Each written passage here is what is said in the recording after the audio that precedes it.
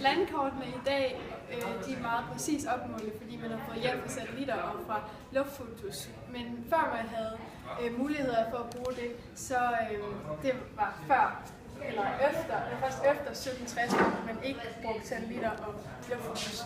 Men der brugte man en metode, der hedder triangulering, til at for eksempel opmåle Danmarkskortet. Man startede med at udvælge to punkter, som er trigonomiske punkter. Og mellem de to udvalgte punkter, der fik man så en linje, som man kaldte basislinje. Og ud fra de her to punkter, der målte man også en vinkel ud fra for eksempel punkt A og B.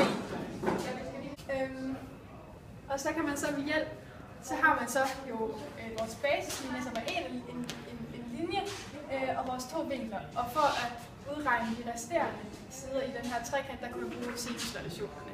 Så når man så har fundet for eksempel den linje, der hedder A til C, så har man jo så endnu en basislinje, eller en ny linje, hvor man så også kan måle vinkler ud fra her og her. Og så kan man så fortsætte på den måde, at man måler videre. Så finder man ved hjælp af sinusrelationerne så den næste linje, og man måler så vinkler, og så den næste linje, og så den næste linje. Og den måde har man så opmålt. På grund af trianguleringen, så blev de her landkort målt meget upræcist, så de er meget krogede og bølgede. Og de er ikke lige så præcise som i dag.